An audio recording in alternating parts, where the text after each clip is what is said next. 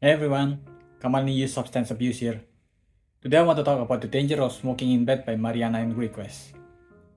The book is a collection of short stories ranging from unsettling to horror stories that makes me actually laugh out loud, which is not something that happen often with novel.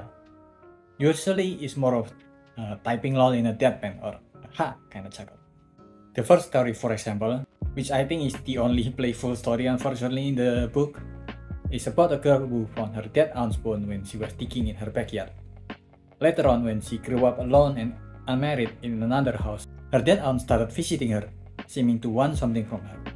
Things happened and then she started to take her out of her house, scaring a few people that can see her like a prank video, but only to those with sight.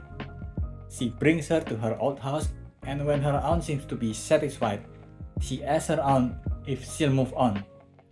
When her aunt said no, she tried to run to her house trying to leave her dead aunt, so she lost in the street, which is kind of fucked up but really funny. There are so much variety of stories.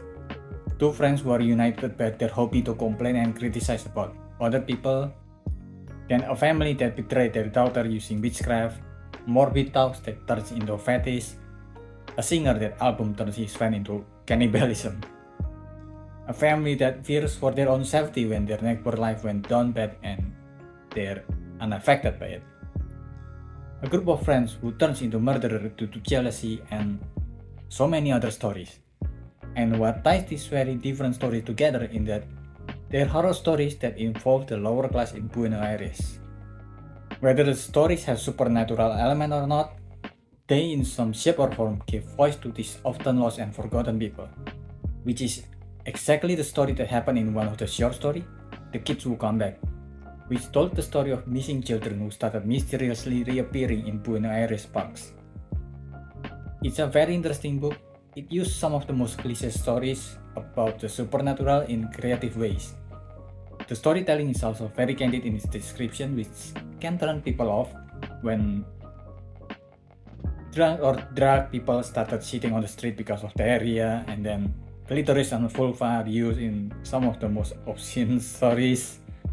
There are also a few scenes that some people might not be able to handle, which is I suggest you look up first about the book trigger points. But overall, I quite enjoyed the book even though short stories are not usually the kind of book that I enjoy.